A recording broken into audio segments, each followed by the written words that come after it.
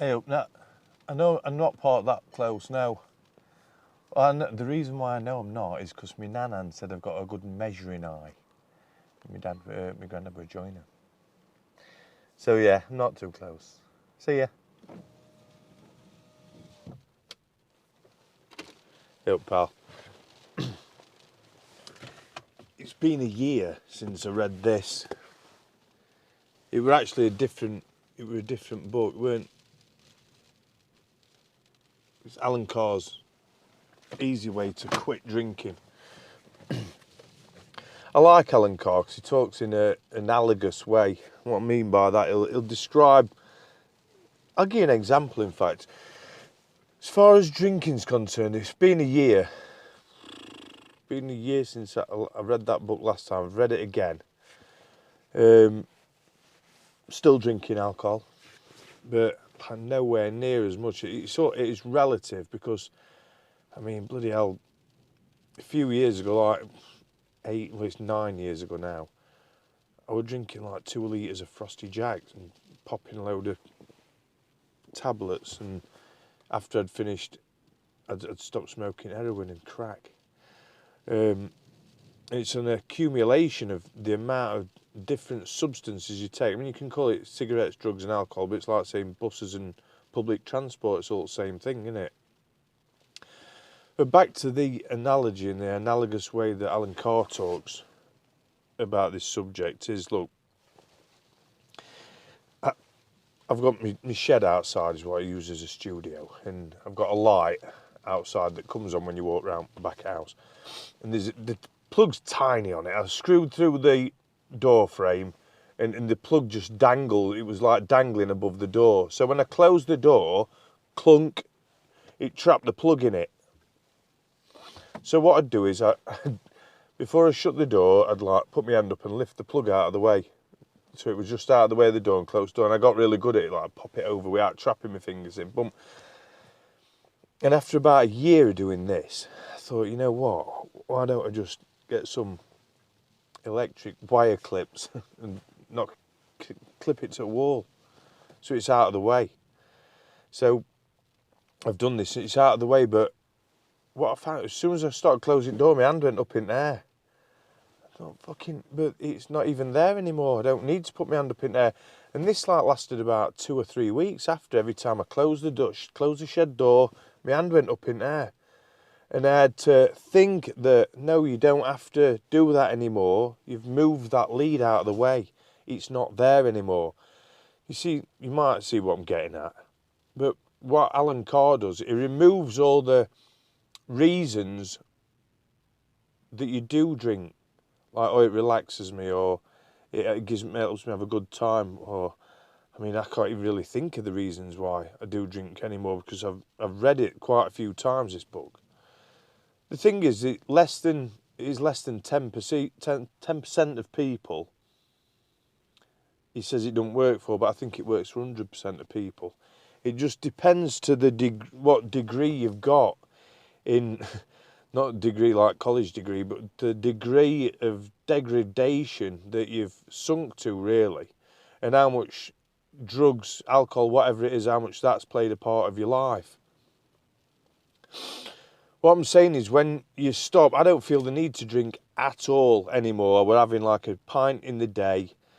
I don't do that anymore. It just makes me feel dizzy. But the times like yesterday, I went down to my brother's house and had a couple of little cans of that beer Moretti. I had a can of Coors, which didn't taste weren't too nice. I drank it anyway, and then I had a bottle of Stella when I got home, for no reason at all, other than it's just like an habitual thing, and because I was sat watching telly, so smoke some weed and do that. So it helps me do nothing. So what I've realised is, you've got to replace it with something. The Alan Carr book is brilliant. It'll get rid of the brainwashing that we receive over years about like smoking, taking drugs, all that, because it is just total brainwashing. It does nothing for you at all, nothing. But if you sat doing the same things, say if you were like going to the pub, you wanted to carry on going to the pub, going out clubbing or whatever, not seal clubbing, clubbing, you're going to get drawn back into that mindset. So it's a matter of changing your life. So it works 100% of people, because it gets rid of the brainwashing of why you think you do it in the first place. Look, like with cigarettes, I'd started having a few spliffs with my friend, and he'd put in tobacco in. I thought, I wonder if I've got addicted to cigarettes again. I must have. So I bought a pack and smoked them, and I felt crap. And I just chucked them in. I smoked about 5 of them actually out of 20 and chucked them in bin. Never smoked them again. So it works. So you might be asking yourself, well, why are we a year down the road now since you read it and you're still drinking? The fact is I'm drinking a lot less. A lot less. I mean, God, now, if I went out and had 8 pints of Stella Out pub, I'd piss me bed at night because I wouldn't wake up and go to the toilet. I feel crap. I feel crap for days after. So now it's like I'm down to like 1-2 pints. But I just want it out of my life, really. But what I've found is, like with that, the analogy of that is a true story. I've got a plug in my shed that I have to keep. Well, I don't have to keep moving anymore because I've pinned it up. But what that is by pinning that up, I took that thing out of my mind, but my body still wanted to do it. It still wanted to move it. Do you get what I'm saying? What the book does, it takes away all the brainwashing of why you think you like drinking. Because we don't drink for the reasons we shouldn't drink. Like it's bad for us, it costs us money, it ruins us relationships, makes us feel ill, all that crap. We drink because there's some sort of this underlying brainwashing telling us that we enjoy it in a certain way, or we can't go out and enjoy social functions without it. But that is just, say, 50% of the addiction, 50% of controlling the problem. It's just half of it. The other half is taking a look and being aware of your life. And like, I can only use myself as an example because mine's the only reality that I can do anything about. So if I'm sat watching TV, I know I could go out and make a video, go out and make some music, do some marketing, get some more work in, do something with my son, go training. There's a massive list, and that's why I had to come and do this video, and I like doing these videos, and I don't do enough for them because they help me first and foremost, and if I can help anyone else in the process, then that's bloody splendid. So I make these videos. Look, if it resonates with anyone, then great. If it doesn't, then that's great as well. You don't have to keep watching them. But what I'm saying is, back to that analogy again with that plug, the brainwashing will be removed by the book, by the series of things that it goes through to get rid of that brainwashing, by explaining, well, look, how can it be a good time? You can enjoy a good time. If you're going out with your friends, that the good time is with the company that's there, not the alcohol, not you just slowly inebriating yourself. Because what's happened with carrying on having these couple of pints a day, or sometimes not, but when I do drink, I just feel tired, and I can feel the change, whereas before I couldn't. All I could feel, what I did feel actually, was a little bit better because of the low that the previous pint or the previous shot of alcohol, whatever it was, made me feel. It is that tiny imperceptible feeling that it does go away, but that is just what you've got to be aware of. So I think it does work for 100% of people, and that slightly less than 10% of people, I think that's what this video is going out for, and they're the people really like myself that I'll be talking to. Well, obviously I'll talk to anyone, but it's those people that think, oh, it's not worked for me. Well, that's bullshit. Get that out of your head. What it is it's the degree to which alcohol, drugs, or whatever it is you're trying to quit, it's the degree to what that has took over your life.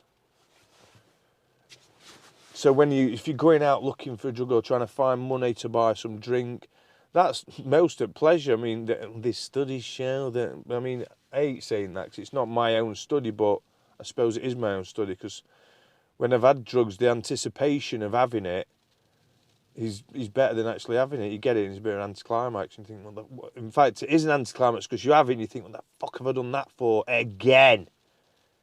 Shit. Plug out of the way.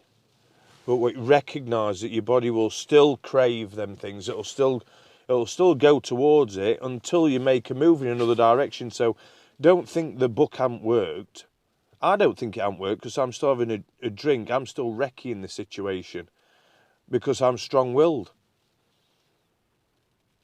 Yeah, you're strong-willed. That's why you're still doing it. But don't give up on yourself. Keep reading it. You find different little pearls of wisdom, but have a look at your life and ask yourself what you want to do, because it strips all that shit away from you. It strips the stuff, the joy, the excitement, the passion. It takes it all out of your life, and that's crap. We're human beings. We're amazing beings we can create. We can do anything we want. We can bring a massive amount of joy to this life. And this video is just a snippet, isn't it? I'll probably carry on talking about this. Because a couple of books, The Obstacle is the Way, Alan Carr's Easy Way. What other? And Atomic Habits. I think that's a good collection of books to have, because Atomic Habits, that looks at things that you want to start doing, and it also helps you deal with the habits that you want to stop doing. But the more I look at it now, it's the more you've got to look at what you want to do, not what you want to stop doing. Because if you're thinking about what you want to stop doing, you're just thinking about doing something. You're just thinking about doing that, and you end up doing it. So it's just a slight change of mind. I'll keep you informed. But it's changing for me. Like I say, I'm on like 10 Zopiclone, sleeping tablets, diazepam, smoking fags, smoking weed all the time, drinking Frosty Jacks, falling asleep in my curry, to now my problem is a couple of pints. So it's relative. But take it easy on yourself. Don't beat yourself up. I'll speak to you again shortly. I know you're not all close shortly, but I will. See you in a bit. Bye.